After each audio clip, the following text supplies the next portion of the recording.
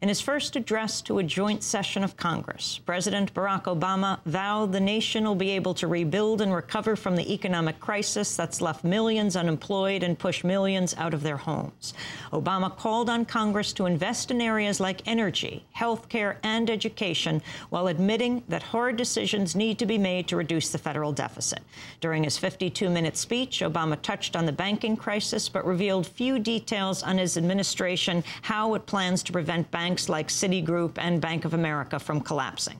In order to save millions of jobs, President Obama said his administration's committed to retooling and reimagining the auto industry. President Obama also said he would soon announce a plan to end the war in Iraq and eliminate bid contracts to military contractors. In a moment, we'll be joined by Nobel Prize-winning economist Joseph Stiglitz, but first we play a part of President Obama's address last night. The impact of this recession is real, and it is everywhere.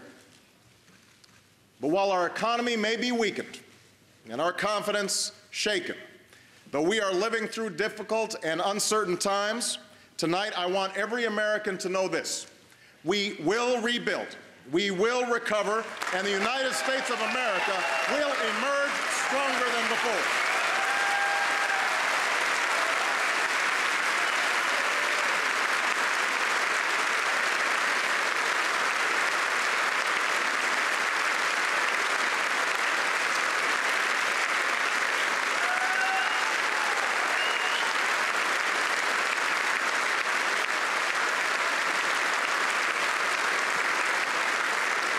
The weight of this crisis will not determine the destiny of this nation. The answers to our problems don't lie beyond our reach. They exist in our laboratories, in our universities, in our fields and our factories, in the imaginations of our entrepreneurs, and the pride of the hardest working people on earth.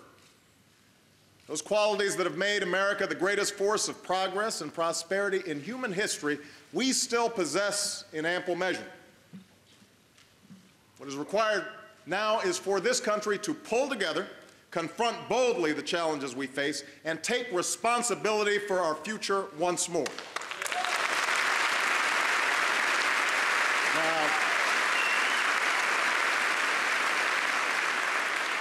Now, if we're honest with ourselves, we'll admit that for too long we have not always met these responsibilities, as a government or as a people. I say this not to lay blame or to look backwards, but because it is only by understanding how we arrived at this moment that we'll be able to lift ourselves out of this predicament. The fact is, our economy did not fall into decline overnight, nor did all of our problems begin when the housing market collapsed or the stock market sank. We have known for decades that our survival depends on finding new sources of energy, yet we import more oil today than ever before. The cost of health care eats up more and more of our savings each year, yet we keep delaying reform. Our children will compete for jobs in a global economy that too many of our schools do not prepare them for. And though all of these challenges went unsolved, we still managed to spend more money and pile up more debt, both as individuals and through our government, than ever before. In other words, we have lived through an era where too often short-term gains were prized over long-term prosperity, where we failed to look beyond the next payment, the next quarter, or the next election. The surplus became an excuse to transfer wealth to the wealthy instead of an opportunity to invest in our future. Regulations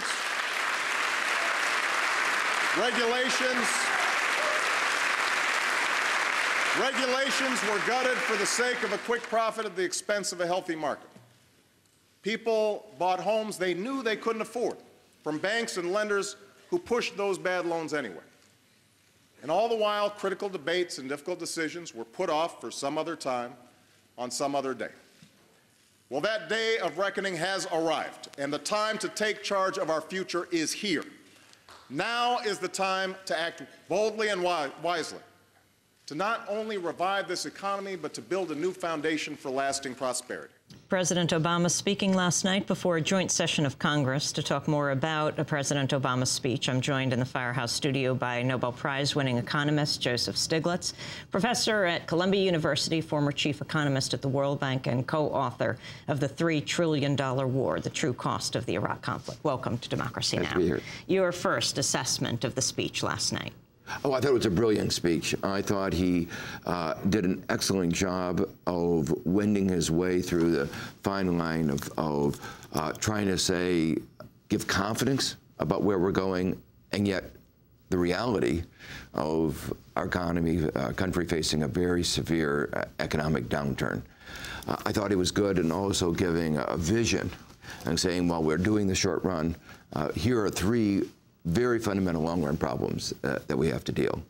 The critical question that many Americans are obviously concerned about is the question of what do we do with the banks?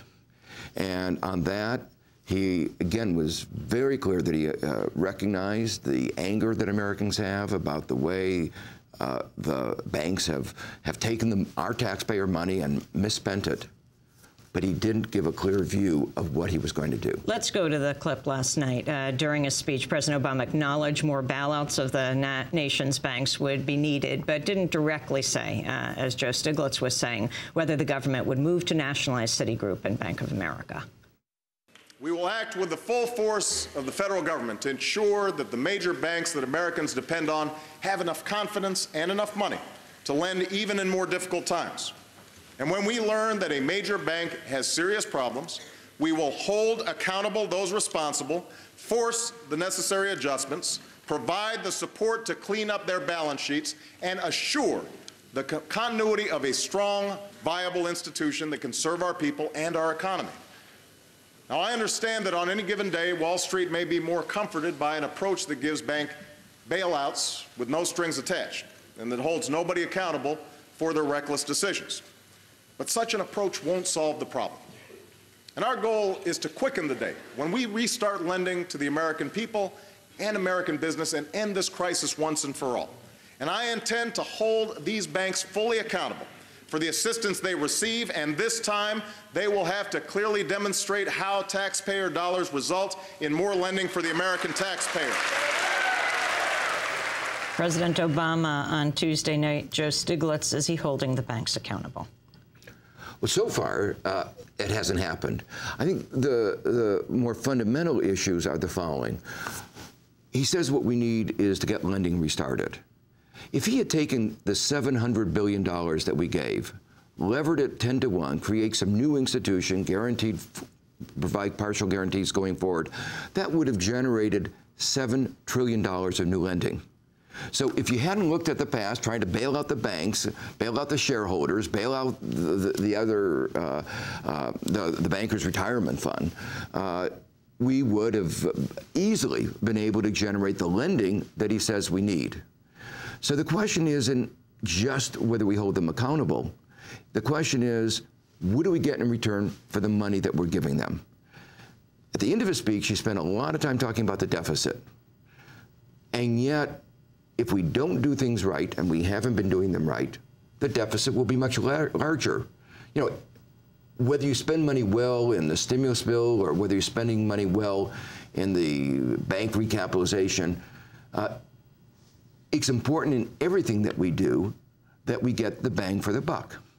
And the fact is, the bank recovery bill, the way we've been spending the money on the bank recovery, has not been giving bang for the buck. We haven't gotten anything out. What we got in terms of preferred shares, relative to what we gave them, a Congressional Oversight Panel calculated, was only 67 cents on the dollar. And the preferred shares that we got have diminished in value since then. So we got cheated, to put it bluntly. What we don't know is that whether we'll continue to get cheated. And that's really at the core of much of what we're talking about. Are we going to continue to get cheated? Now, why that's so important is one way of thinking about this, into the speech, he starts talking about needed reforms in Social Security, put it, there's a deficit in Social Security. Well, a few years ago when President Bush came to American people and said there was a hole in Social Security, the size of the hole was $560 billion approximately. That meant that if we spent that amount of money, we would have guaranteed put on sound financial basis our Social Security system. We wouldn't have to talk about all these issues. We would have provided security for retirement for hundreds of millions of Americans over the next 75 years. That's less money than we spent in the bailouts of the banks, for which we have not been able to see any outcome. So it's that kind of trade-off that seems to me that we ought to begin to talk about. So you say Obama, too, has confused saving the banks with saving the